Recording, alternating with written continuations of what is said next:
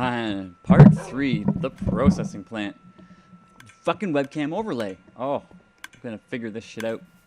And this is why I'm doing the raw videos. So, I built this processing plant because I have a vision. A vision of a network of underwater tunnels made of glass with minecarts that will propel me places. I'm still building that, but trust me, when I finish it, I will showcase that as well. It'll be quite awesome. Might not be for a while, though. It's a big project. Anyways, as you can see, I basically live in a desert. I had to transplant this grass here using a Silk Touch enchanted item. But I got plenty of sand to work with. My sand I put through the furnace to do with glass. So I do have an elevator going down and up, but I think I'll save that for a little bit later. Just a quick little show on the inside of the factory here. Also, the factory does tend to lag out the game a lot. This is my processing plant and sorting facility, where it does pre-sorts, post-sorts, and cooking of things. I've got a big auto furnace over there that feeds things in. But why don't I take you to the beginning of the plant, down here, in the bottom, the abandoned mine shaft, where it all begins. So this is all the way down to pretty close to layer like 10, I think. Maybe more. I haven't really checked the statistics on it. Frankly, it was unimportant. However, I do have a security mechanism that prevents these pressure plates from working the other way if I want. That means that mobs can't activate it by stepping on it. So I've got this item shaft. It basically includes a ladder, but it has the item lift that takes things right up there. It also includes lava and anything that could possibly be in my inventory. The reason I like to put lava in there is because lava is the best fuel for furnaces. It lasts the longest and it's relatively easy to get. You just go to some lava, pick it up in the bucket, like an empty bucket like this, and just dump it in the machine. I wish I actually had some lava on hand to show you. It's actually pretty cool. I can run and grab a little. No, I don't need to do that. It's stupid. You just have to believe me. So what I do is I can put items in this chest, and they'll just start feeding into the system. In fact, I could put any blocks I want in here. Sand, this granite, coal blocks also will, actually coal or coal blocks, they'll go two different directions. Coal blocks will follow the, will not follow the lava, but they'll end up in the same place as the lava. They'll end up going into the fuel part of the furnace. Coal pieces, however, will get sorted out into the end process where I do things. Now, the reason that the processing plant is so fucking big is two parts. One is the pre and post sort, but the biggest part, the second part, is a 3-stage sorting process that users on Reddit said was impossible, which basically sorts out lava buckets from everything else, including water buckets and empty buckets. So this system will actually detect, using 3 stages, the contents of the bucket and what to do with things. So when things come up, I'll just go up here real quick. When things come up, initially, they come through this item tower, or this dropper lift tower here, and they flow through a small water conveyor, and then end up going through stage 1 of the sorting process. And stage 1 is really simple. Another small item dropper lift, but it's got a hopper filter on the bottom that detects a certain energy output level of the redstone.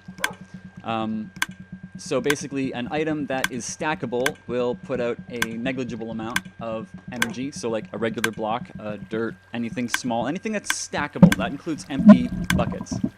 And those will get fed up to another water conveyor and over to one of the pre-sorts.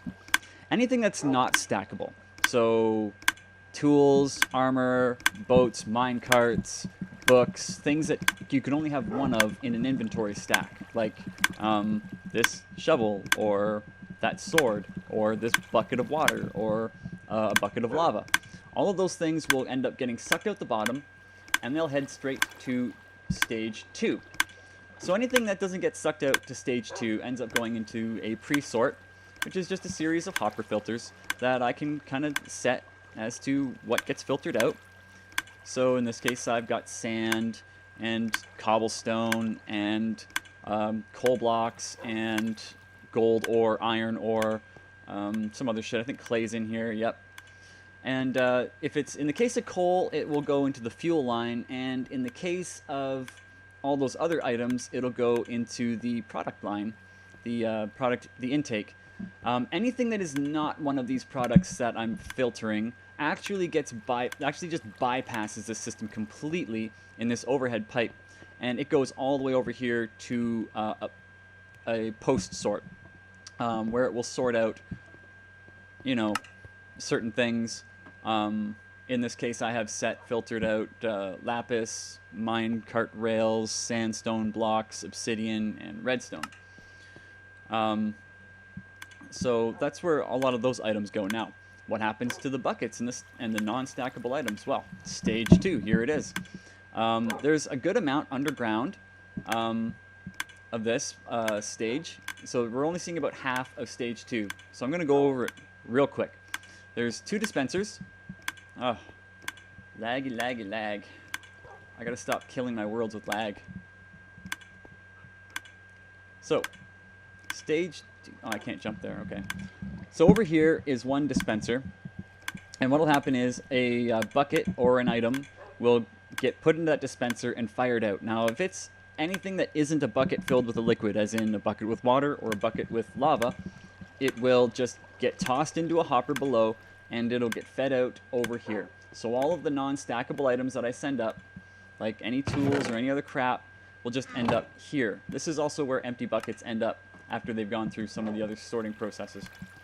What'll happen is, if a bucket with lava or water is put into a dispenser, the dispenser will dump it out and hold onto the bucket. So either water or lava block will end up in this little space here. At that point, the empty bucket will be filtered out of the dispenser with a hopper, and there is a system that brings it around and pops it up through another dropper tower lift, and pops it into this dispenser. And when that happens, this triggers this mechanism to fire the dispenser. Now that bucket will once again suck up that item, or whatever that block is, the water or the lava, and send it on its way. So stage 2 sorts out everything that isn't a liquid-filled bucket. Okay? Milk buckets don't count. They won't get dispensed. They'll get dropped. So now we're on to stage 3 of the lava process. At this point, only buckets with water or buckets with lava have entered stage 3. Now stage 3 is probably about 75% under the ground, just to save space. So here we have what we can see of it, and I would put lava in to make it go at the moment, but it would take a couple minutes for it to get through all the processes, and the timing of the video would suck. So you're just going to have to take my word for it. I'll probably do a little clip of it actually functioning. And this is what Reddit users said couldn't be done. So basically, it gets fed, the bucket gets fed into the center dispenser here and dumped out just like in the stage 2 process. Then an item, any item, a dirt block, sand block, doesn't matter, gets dropped from here. At the same time, a timer tower over there begins a countdown. Now, if it's lava, it'll burn the item up instantly.